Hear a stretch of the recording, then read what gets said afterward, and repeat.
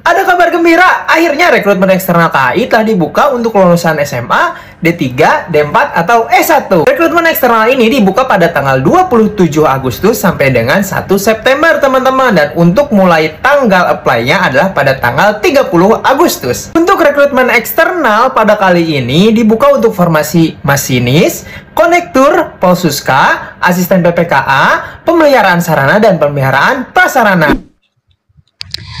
Sebelumnya izin speech ya Kak. Jadi di slide sebelumnya tadi kakak tersebut ya, abang tadi itu adalah karyawan resminya PT KAI yang saat ini sedang open recruitment. Jadi sebetulnya untuk perusahaan PT KAI saat ini sedang open recruitment, dan aku sebetulnya sudah pernah buat VT tutorial cara apply CV ke PT KAI, dan di list daftar nama perusahaan itu ada di nomor urut ke 102. Kalau kalian mau apply, silahkan diklik nama perusahaannya dan akan masuk langsung ke website resminya PT KAI. Itu adalah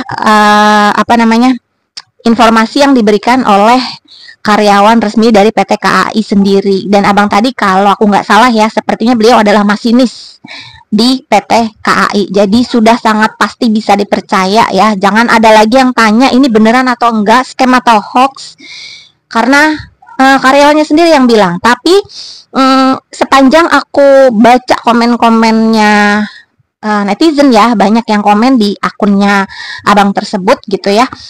Kan abangnya sempat bilang ini adalah rekrutmen eksternal. Terus ada yang komen, memang selama ini ada rekrutmen internal. Maksudnya gimana? Cuma khusus untuk orang dalam aja? Nggak kayak gitu ya. Ini sepengetahuan aku, sepengalaman aku selama kerja di PT Astra Honda Motor.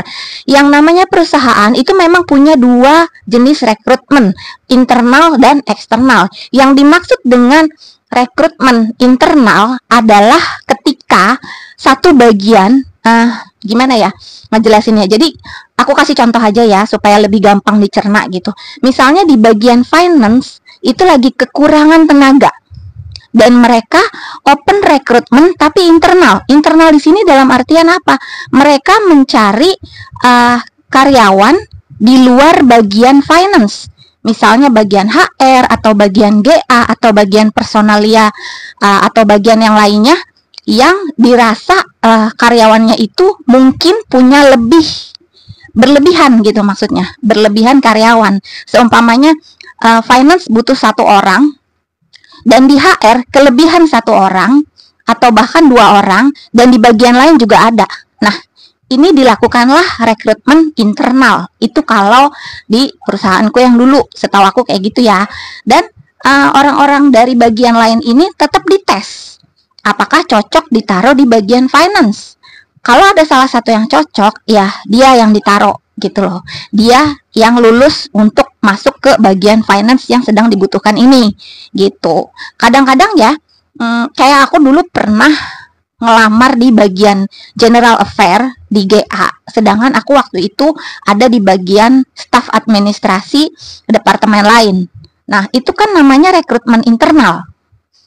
Di tempatku dulu seperti itu.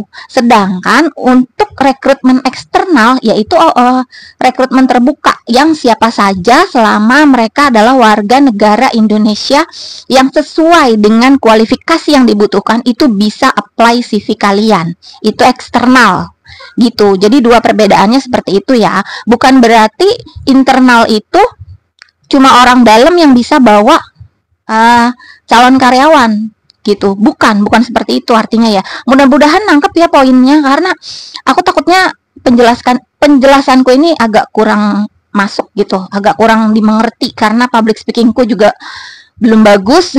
Aku takut banget kalian nggak paham.